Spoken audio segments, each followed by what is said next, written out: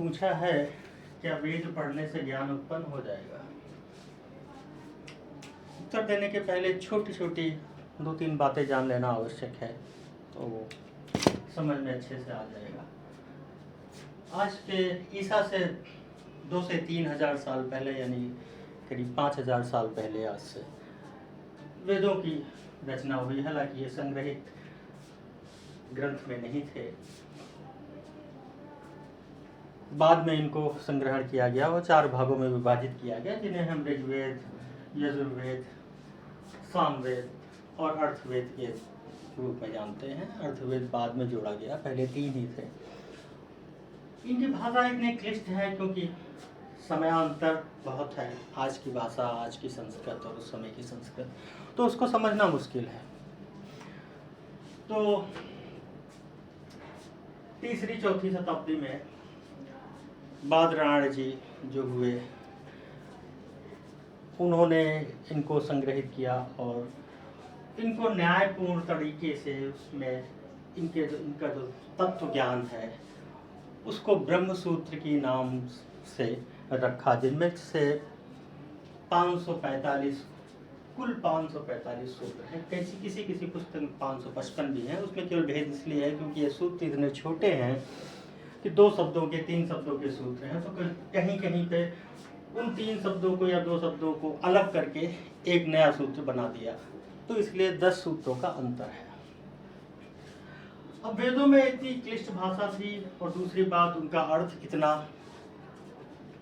जानने के बाद आपको कंठस्थ करने में ही 10-12 साल लग जाते हैं। 10-12 साल लगाने के बाद भी आपको उनका अर्थ पता नहीं होता, क्योंकि उस समय का अर्थ और आज के उसमें उनका कोई मतलब नहीं लगता, आपको अर्थ ही लगते हो। तो उनको न्यायपूर्ण तरीके से बाद में, जिन्हें हम बादरायण जी कहते हैं और कालांतर में उनको व्यास जी के नाम से भी जाना गया, तो ब्रह्मसूत्र लिखा गया। तो इस ब्रह्मसूत्र में छोटे छोटे सूत्र हैं 2 शब्दों के, और उसमें वेदों का सार, इसीलिए इसको वेदांत कहा गया है। वेदांत का मतलब वेदों का अंत नहीं, बल्कि वेदांत है यानी कि जिसमें वेद अंतर्निहित है, इसीलिए वेदांत है। तो ब्रह्मसूत्र हमारा वेदांत है, जिसमें छोटे छोटे सूत्र हैं। अब ये सूत्र वैसे ही हैं जिसे हम फार्मूला भी कह सकते हैं, साइंस के फार्मूले। तो पहली बात यह है कि वेदों को कंठस्थ करने से ज्ञान तो नहीं होता। अब ये जो सूत्र है, ये सूत्र भी ऐसे, जैसे कि जो ब्रह्म सूत्र का पहला सूत्र है अथातो ब्रह्म जिज्ञासा, यानी ब्रह्म को जानने की जिज्ञासा हुई है, पहला सूत्र।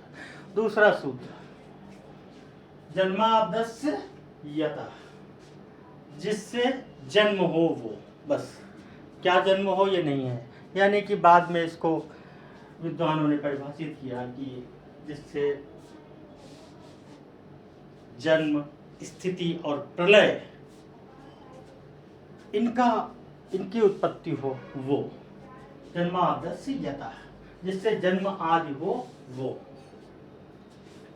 ये दूसरा सूत्र है ब्रह्म सूत्र का। तो अथातो ब्रह्म जिज्ञासा, ब्रह्म को जानने की जिज्ञासा हुई। ऐसे ही एक सूत्र है, पहले ही अध्याय में है, ध्यानाच्च, उसको जानने के लिए ध्यान और कुछ नहीं, ध्यानाच्च, ध्यान में। अब इस ब्रह्म सूत्र की भी बाद में परिभाषाएं लिखी गई, इनका भी भाष्य हुआ और अलग अलग विद्वान आए और अलग अलग तरीके से अपने अपने तरीके से इन पर भाष्य लिखा, और इनमें भी परस्पर विरोध है। जैसे शंकराचार्य के भाष्य पे निम्बर्काचार्य सहमत नहीं है, क्योंकि शंकराचार्य को जो भाष्य है वो निर्गुण और निराकार ब्रह्म की कल्पना है। और यहाँ तक कि उनको जो शंकराचार्य के जो बाद में जो उनके शिष्य हुए, उन्होंने भी नहीं माना। और उस समय बाद में जो 7वीं-8वीं शताब्दी में शंकराचार्य ने जो भाष्य लिखा था, उसके बाद फिर और भी भाष्य हुए, जो 11वीं, 12वीं, 13वीं, 16वीं शताब्दी तक भाष्य चले। तो बाद में कृष्ण और साकार रूप जोड़ा गया, तो वल्लभाचार्य और माधवाचार्य, ये सब इन सब लोगों ने शंकराचार्य से असहमति जताई। तो ये सब आपस में और ये चलता रहा, मतलब इस पे असहमतियाँ होती रहीं और सब अपने अपने ही कल्पनाओं के आधार पर इस पे भाष्य लिखते रहे, इसको परिभाषित करते रहे। अब हम किसको माने? अब यहाँ पे एक प्रश्न ये है कि हम माने किसको और कौन सा भाष्य किस तरीके से सही मत जाने। तो यहाँ पे एक यही बात है कि देखिए ये सूत्र है और वेद को आप कंठस्थ कर लेते हैं, तो कंठस्थ करने के बाद क्या है? ये वैसे ही है जैसे कि साइंस में चंद्रयान बनाने के लिए, चंद्रमा पे पहुंचने के लिए आपको सूत्र दिए गए, आपने उनको कंठस्थ कर लिया। अब उसके बाद क्या? उसके बाद दो रास्ते हैं। एक तो यह है कि सारे सूत्र जो कि हो सकता है 2000 पढ़ने के हों, 10,000 पढ़ने के हों, आपने कंठस्थ कर लिया तो आप विद्वान तो हो गए।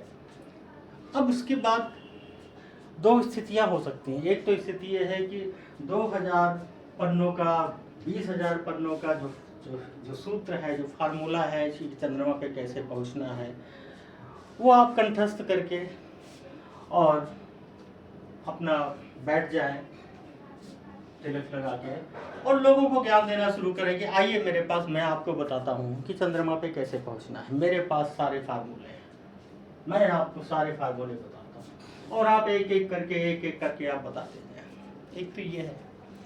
दूसरा ये भी हो सकता है कि आपको कंठस्थ भले ही न हो, एक जगह संग्रहित हो, या आपने उसको समझ लिया है, उन सूत्रों को आपकी समझ में आ गए हैं, यानी कि आपने आत्मसात कर लिया है उन सूत्रों को। आत्मसात करने के बाद ये हुआ पहला चरण। दूसरा चरण ये हो सकता है कि आपके अंदर चेष्टा जागृत हो कि हाँ हमें चंद्रमा पर पहुंचना है। और तीसरा चरण कि आप अपनी यात्रा पे निकल पड़े उन सूत्रों के समावेश के तहत और यथास्थिति समय काल परिवेश के हिसाब से उनमें बदलाव करते हुए अपनी यात्रा जारी रखते हुए और चंद्रमा पे पहुंच जाना है। तो ये दो चीजें हुई। एक तो ये हुआ केवल कंठस्थ करके विद्वान बन जाना और फिर उसका विद्वता का प्रदर्शन करना या उसको बांटना या ज्ञान देना दूसरों के, आइए मेरे पास है सूत्र, मेरे पास वो सीक्रेट है कि चंद्रमा पे कैसे पहुंचा जाता है। लेकिन अनुभव होना एक अलग बात है। तो जिसका अनुभव है वो एक अलग बात है और जिसका अनुभव नहीं है, केवल कंठस्थ है, वो इन दोनों में भिन्नता है। तो केवल जान लेना काफी नहीं है। जान लेने से कोई परिवर्तन नहीं आता। हाँ, आपका अहंकार बढ़ जाता है, अहंकार में बढ़ोतरी हो जाती है, वो एक अलग बात है। आप बहुत ही महत्वपूर्ण बन जाते हैं, वो भी सही है। लेकिन आत्मज्ञान होना ये एक बिल्कुल अलग ही स्थिति है। इसमें विद्वान होने की आवश्यकता नहीं है। कोई ये अर्हता नहीं है इसके लिए कि आप विद्वान हो। कबीर, दसखान, उन्होंने कोई वेद नहीं पढ़े। जैसस, बुद्ध, उन्होंने कोई वेद नहीं पढ़े। तो वेद का कंठस्थ होना अलग बात है, ज्ञान होना अलग बात है। और जिसको हो जाता है उसको जानने की बात बिना जाने ही मान लेते हैं, वहीं पे मुश्किल है। वरना आपको मानने की आवश्यकता नहीं है। आपसे कोई, आपके पास, हमसे भी पूछते हैं आप भगवान को मानते हैं, मैं कहता हूँ आप ये क्यों नहीं पूछते हो कि क्या मैं सूर्य को मानता हूँ? आपने कभी नहीं पूछा होगा, किसी ने नहीं पूछा होगा। क्यों? क्योंकि आप अनुभव से जानते हैं। आप मानते उसी को हैं जिसको जानते नहीं। जिसको जानते हैं उसको मानने की आवश्यकता नहीं पड़ती। इसलिए जानिए मत। जानने के बाद पहले तो मानिए मत, मानने के बाद जानिए मत, अनुभव करिए। अनुभव ही श्रेष्ठतम सीढ़ी है। और कंठस्थ होना ये एक मेमोरी है, और मेमोरी आप चिप में भी स्टोर कर सकते हैं, अपने माइंड में भी स्टोर कर सकते हैं, क्योंकि माइंड भी उसी कंप्यूटर के रूप में ही काम करता है, मेमोरी के रूप में ही काम करता है। तो इसको आत्मसात करना एक अलग बात है, और आत्मसात होते हुए आत्मसात के बाद ही अनुभव की प्राप्ति होती है।